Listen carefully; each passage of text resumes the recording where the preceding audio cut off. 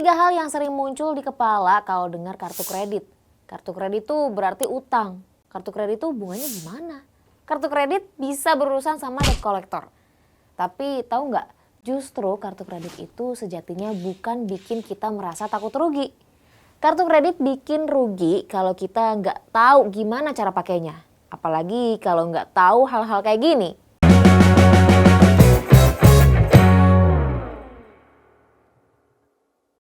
Sebelum kita bahas untung rugi, mitos, dan fakta-fakta lainnya, kita wajib samain dulu persepsi kita. Sebenarnya kartu kredit itu gimana sih? Kartu kredit adalah alat pembayaran yang menggunakan konsep dana talangan dari bank. Anggap aja ini adalah jaminan rasa percaya bank dengan bentuk kartu. Sebut aja kartu kepercayaan. Bank percaya sama nasabahnya dengan memberi limit atau plafon yang disepakati. Limit kartu kredit ditentukan oleh beberapa hal, seperti penghasilan bulanan, riwayat kredit, total utang, dan status kepemilikan rumah. Nah, nantinya bank akan mempertimbangkan faktor-faktor tersebut untuk menilai risiko dan kemampuan pemohon saat nanti membayar tagihannya. Nah, saat bank memberi kartu kredit dengan limit 10 juta rupiah, bukan berarti bank ngasih kamu uang 10 juta cuma-cuma ya. Ini artinya bank nalangin atau bayarin dulu semua belanjaan kamu sampai totalnya 10 juta. Kalau udah dipinjemin berarti harus diganti kan? Jadi buat apa bank repot-repot minjemin kita uang untuk dibelanjain? Jadi gimana sih sistem kartu kredit ini bekerja? Di sini peran kartu kredit beraksi. Saat itu juga bank penerbit kartumu langsung bayar belanjaan kamu senilai 10 juta. Jadi penjual senang karena udah dibayar lunas, kamu juga senang karena udah dapat pinjaman belanja itu. Sampai sini kamu belum keluar uang sepeser pun dari rekening pribadi kamu. Setelah itu, bank akan mencatat semua pembayaran yang udah mereka berikan buat kamu.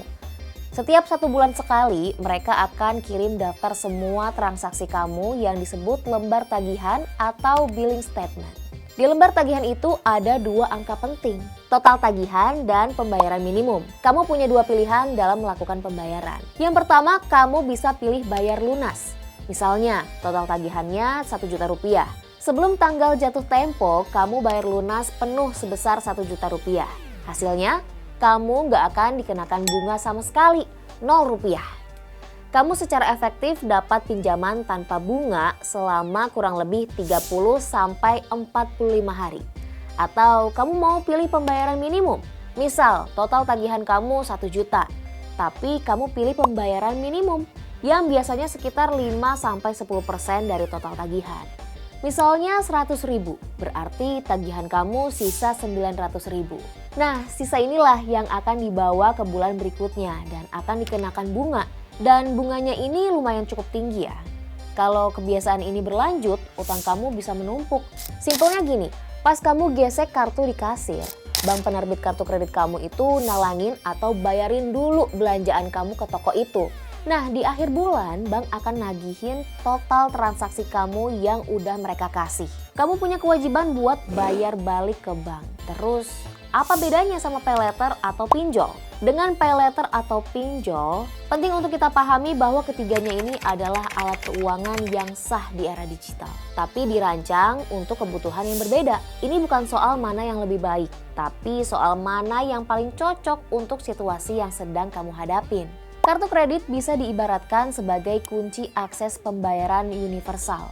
Cocok untuk berbagai transaksi dari belanja bulanan di supermarket, makan di restoran, bayar tiket pesawat, transaksi di luar negeri, sampai belanja online. Tujuannya adalah fleksibilitas pembayaran bulanan dan membangun riwayat kredit jangka panjang. Pada dasarnya, fungsi pay letter hampir sama dengan kartu kredit, yaitu memiliki batas atau limit. Layanan ini dapat digunakan untuk berbelanja yang akan dibayarkan sesuai jadwal. Namun, pay letter ini adalah alat pembayaran spesifik di platform digital. Sangat cocok untuk kemudahan transaksi cepat di ekosistem e-commerce atau aplikasi travel favorit kamu. Fokusnya adalah beli sekarang, bayar 30 hari lagi. Atau cicilan tenor pendek untuk satu barang spesifik saat kamu check out. Sedangkan untuk pinjol yang legal fungsinya beda lagi. Pinjol bukan alat pembayaran, melainkan solusi untuk kebutuhan dana tunai mendesak. Uangnya akan langsung cair ke rekening bank kamu dan bisa kamu gunakan untuk keperluan apapun. Tapi kenapa sih orang-orang kalau dengar kata pinjol kayaknya negatif aja gitu? Padahal ini sebagai salah satu alternatif solusi finansial, bukan jalan pintas. Pahami kalau ini adalah produk keuangan yang perlu dipelajari dan digunakan dengan hati-hati. Jangan sampai kita tergiur kemudahan tapi melupakan kemampuan bayar. Nah, kalau dari sisi regulasi dan sumber dana, jika ketiganya berasal dari sumber yang legal, maka mau kartu kredit, paylater, ataupun pinjol sama-sama diawasi oleh OJK untuk melindungi kita sebagai konsumen. Bedanya ada di sumbernya. Kartu kredit diterbitkan oleh bank yang diawasi super ketat oleh OJK dan Bank Indonesia. Aturannya sangat baku dan terhubung langsung ke sistem perbankan nasional. Sedangkan paylater dan pinjol disediakan oleh perusahaan teknologi finansial atau multi-finance yang terdaftar dan berizin OJK. Jadi pastikan kamu selalu cek legalitas penyediaannya di website OJK sebelum menggunakannya ya. Soalnya ini akan berdampak ke skor kredit kamu. Dulu mungkin berbeda, tapi sekarang ketiganya punya dampak yang sama. Kartu kredit adalah alat utama untuk membangun skor kredit. Setiap pembayaran kamu lancar atau macet akan tercatat rinci di slip OJK dan menjadi referensi utama bank di masa depan. Jangan salah, sekarang sebagian besar paylater dan pinjol yang legal juga sudah melaporkan data kredit ke slip OJK atau ke pusat data fintech. Artinya, riwayat pembayaranmu di sini juga ikut membentuk reputasi keuangan kamu. Pembayaran yang lancar bisa membantu dan yang macet udah pasti akan merusak skor kredit kamu juga. Skor kredit itu kayak kita bangun reputasi keuangan. Tapi tunggu dulu, kenapa keuangan juga ada reputasinya segala sih? Reputasi keuangan yang bagus itu penting. Kalau reputasi keuangannya bagus, kita akan dipercaya sama bank sebagai nasabah yang taat komitmen. Ini kayak teman yang pinjam uang ke kita. Bayangin kalau kamu punya teman yang ngutang terus dia nggak bayar-bayar. Dan bandingin sama teman yang tepat waktu kalau bayar utang. Kira-kira kalau besok-besok ngutang lagi, siapa yang bakal kita pinjemin? Sama kayak bank. Bank akan percaya kita sebagai nasabah lewat skor kredit. Kalau kita punya cicilan koperasi, motor, handphone, laptop, pinjol, atau paylater, bank bisa tahu loh lewat cross-check data. Ini kayak kita cross-check ke orang-orang di sekitar teman yang pinjem duit ke kita. Skor kredit ini bukan sekedar untuk hal-hal yang berurusan sama bank aja. Tapi bisa juga menjadi acuan bagi perusahaan asuransi, platform cicilan, bahkan saat mau sewa apartemen atau buka akun bank luar negeri. Di berbagai negara, profil keuangan juga bisa mempengaruhi pengajuan visa loh. Jadi hati-hati dalam menjaga skor kredit, biar kita nggak dicap red flag sama banyak pihak gara-gara nggak bayar utang. Kesimpulannya, nggak ada yang terbaik. Yang ada hanya yang paling sesuai dengan kondisi yang dihadapi dan dibutuhkan. Nah, begini cara memutuskannya. Kalau kamu butuh alat bayar yang fleksibel untuk semua kebutuhan, bisa dipakai di mana aja dan ingin terus membangun skor kredit untuk masa depan, kartu kredit adalah alat yang paling tepat. Kalau kamu butuh kemudahan untuk mencicil barang impian secara cepat saat belanja online di marketplace, paylater bisa jadi solusi praktis. Nah, kalau kamu ada kebutuhan dana tunai darurat yang harus cair hari itu juga, pinjol yang terdaftar di OJK dirancang untuk situasi tersebut. Setiap alat punya fungsi, kelebihan, dan risikonya masing-masing.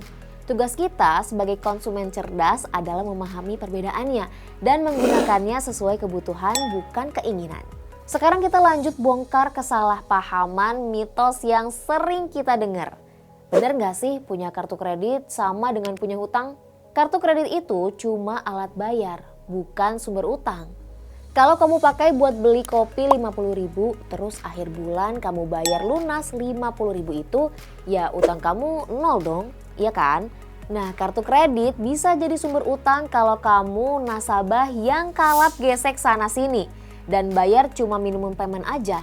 Jadi yang bikin utang itu bukan si kartunya, tapi perilaku kita. Terus katanya bunganya gede banget. Ada benernya juga sih, tapi kalau kamu nggak bayar lunas ya, bunga kartu kredit itu baru jalan kalau ada sisa tagihan yang belum kamu bayar setelah tanggal jatuh tempo. Solusinya, selalu bayar lunas tepat waktu. Anggap aja ini kartu debit yang bayarnya ditunda sebulan. Banyak juga kok promo cicilan 0% yang kalau dimanfaatin dengan benar malah bantu cash flow kamu. Kalau kamu kesulitan bayar karena faktor di luar kendali seperti baru kena PHK misalnya, kamu bisa ajukan surat keringanan ke bank. Ini bukan untuk lari dari tanggung jawab ya, tapi untuk cari solusi realistis. Terus apa aja yang perlu kamu siapin? Yang perlu kamu siapin pertama surat permohonan. Jelaskan kenapa kamu kesulitan, misalnya karena PHK tadi. Terus kamu bisa sertakan surat keterangan PHK. Ini jadi bukti utama kamu atau dokumen musibah lainnya. Selanjutnya identitas dan detail kartu kredit, KTP dan info kartu kamu. Kirim semua itu ke bank dan mereka akan tawarkan opsi seperti penundaan pembayaran pokok, perpanjangan tenor cicilan, atau bahkan diskon bunga. Berikutnya, katanya kartu kredit bikin skor profil kredit kamu jelek. Eits, justru sebaliknya. Sebagai pengguna kartu kredit yang bertanggung jawab dan selalu bayar lunas tepat waktu, skor kredit di mata Bank Indonesia justru akan semakin bagus. Ini jadi tiket emas buat kamu kalau mau mengajukan pinjaman besar seperti KPR rumah atau kredit kendaraan. Bank akan lihat kamu sebagai nasabah yang terpercaya. Nah, kalau telat bayar, kartu kredit juga punya konsekuensi. Yang pertama, nama kamu bakal langsung ditandain di slip OJK. Ini kayak rapor merah untuk histori keuangan kamu di mata Bank Indonesia. Mau ngajuin kredit motor, pasti ditolak. Mau KPR rumah, ini juga pasti akan ditolak. Semua lembaga keuangan di Indonesia bisa lihat catatan buruk kamu. Nah, kamu bisa cek kredit keuangan kamu di situsnya OJK. Nanti kamu bisa melakukan pendaftaran dulu. Isi biodata lalu nantinya akan diminta foto diri dan juga KTP. Abis itu tunggu deh verifikasi dari OJK. Jadi pastikan kamu selalu bayar cicilan kamu tepat waktu. Karena ketika nasabah mengajukan kartu kredit, artinya secara sadar ia mampu untuk menunaikan dan menerima konsekuensi atas komitmen yang disepakati dengan perbankan sebagai penyedia. Selanjutnya, bunga juga akan terus berjalan dan menumpuk. Misal kamu nunggak 10 juta dengan bunga rata-rata 2,25% per bulan. Kamu langsung kena bunga 225.000 di bulan pertama. Itu uang yang lenyap begitu aja. Nah, kalau kamu nggak bayar, bunga kamu akan berbunga. Bulan depan bunga dihitung dari total utang yang sudah membengkak. Belum lagi denda keterlambatan dan dampaknya ke skor kredit kamu. Nah, selanjutnya akan ada proses penagihan dari telepon, surat, sampai kunjungan ke rumah oleh pihak ketiga yang resmi ditunjuk bank. Kartu kredit biasanya juga ada tambahan biaya agar peran kartu kredit dapat terus dimaksimalkan oleh penggunanya. Jadi kita harus rajin-rajin memperhatikan tiap rincian biaya per bulannya supaya nggak ada yang terlewat pembayarannya. Contohnya misal iuran tahunan atau annual fee. Ini seperti biaya keanggotaan atau membership. Besarnya sangat bervariasi, ada kartu yang gratis seumur hidup, ada yang ratusan ribu. Kartu kredit juga ada biaya keterlambatan atau late fee. Ini adalah denda tetap karena kamu nggak membayar tagihan bahkan pembayaran minimum sekalipun sebelum tanggal jatuh tempo. Ini adalah hebel. Kenapa? Karena selain kamu harus bayar bunga yang terus berjalan pada sisa utangmu, kamu juga kena denda keterlambatan ini di atasnya. Selanjutnya ada biaya tarik tunai. Tarik tunai pakai kartu kredit itu sangat berbeda dengan tarik tunai pakai kartu debit ATM. Pertama, ada biaya penarikan yang besarnya biasanya 3-5% dari jumlah yang kamu ambil atau minimal 50.000 sampai 150.000. Dan ini yang paling fatal. Bunga untuk tarik tunai dihitung sejak detik kamu mengambil uangnya. Gak ada masa tenggang atau grace period sama sekali. Kemudian ada yang namanya biaya kelebihan, batas atau over limit fee. Ini adalah denda kalau total tagihan kamu melebihi limit yang udah ditentukan. Saat ini banyak bank yang akan langsung menolak transaksi jika udah over limit ya. Tapi beberapa masih mengizinkannya dengan biaya tambahan ini. Selain itu ada juga risiko lainnya, bukan dari kesalahan kita belanja, tapi karena kejahatan pihak luar yang mencuri data kartu kredit kamu. Kayak skimming atau mencuri data kartu kamu secara fisik dan phishing atau modus penipuan di mana penjahat menyamar sebagai pihak bank. Kamu pernah dengar gak sih ada beberapa kasus scam penyalahgunaan kartu kredit? Tiba-tiba kartu dipakai orang gak dikenal. Kok bisa? Penting nih karena kita harus tahu gimana caranya menjaga data kartu kredit kita biar tetap aman. Jaga kerahasiaan data, perlakukan CVV dan OTP itu seketat PIN ATM kamu. Jadi jangan pernah share ke siapapun secara sengaja atau nggak disengaja. Aktifkan notifikasi transaksi, nyalakan notifikasi via SMS atau email. Jadi kalau ada transaksi aneh yang bukan kamu pelakunya, kamu bisa langsung tahu dan bertindak deh. Nah, kamu juga perlu waspada saat bertransaksi. Saat di ATM atau EDC, perhatikan sekitar. Ada yang aneh nggak di slot kartunya? Selalu tutupi tanganmu saat memasukkan PIN. Untuk belanja online, pastikan situsnya aman. Segera lapor dan blokir jika kartu kamu hilang atau kamu curiga ada transaksi ilegal. Yang paling penting, jangan panik. Langsung telepon call center 24 jam resmi bank kamu dan minta untuk blokir kartu saat itu juga. Oke, kita balik ke soal cuannya nih. Apa sih yang dilakukan orang-orang cerdas keuangan itu dengan kartu kreditnya? Nah, dengan kartu kredit kamu bukan cuma konsumen, tapi kamu juga produknya. Setiap kali kamu gesek kartu, kamu itu ngasih data yang super berharga ke bank. Data tentang apa? Data tentang pola pengeluaran kamu. Kamu suka makan di mana, belanja di mana, isi bensin di mana, kapan kamu liburan, berapa pengeluaran bulanan kamu. Nah, data ini dianalisis sama bank. Buat apa? Buat nawarin kamu produk lain yang lebih pas. Kamu sering transaksi di toko elektronik. Nanti bakal ada tawaran cicilan 0% buat gadget terbaru. Jadi nggak perlu lama nunggu nabung dulu karena udah dibayarin sama bank. Nasabah tinggal cicil dengan money spend yang lebih kecil, gak sebesar kalau bayar cash sehingga bebannya lebih ringan. Kamu sering beli tiket pesawat, nanti bakal ditawarin asuransi perjalanan atau pinjaman liburan. Dengan benefit-benefit yang diberikan kepada nasabah dari bank, kartu kredit bisa mendorong perilaku nasabah untuk meningkatkan intensitasnya dalam transaksi beli, sehingga perputaran uangnya akan masuk melalui bank penyedia tersebut.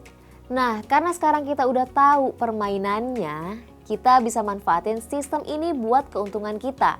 Gimana sih caranya?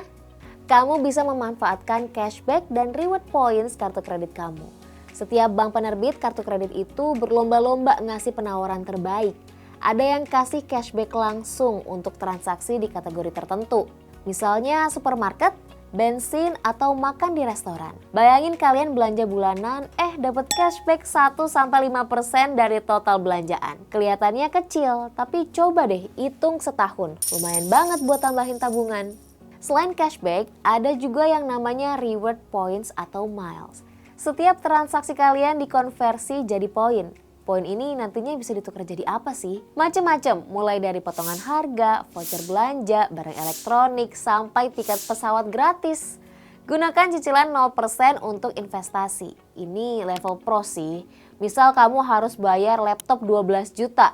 Daripada bayar langsung, kamu ubah jadi cicilan 0% selama 12 bulan. Jadi 1 juta per bulan.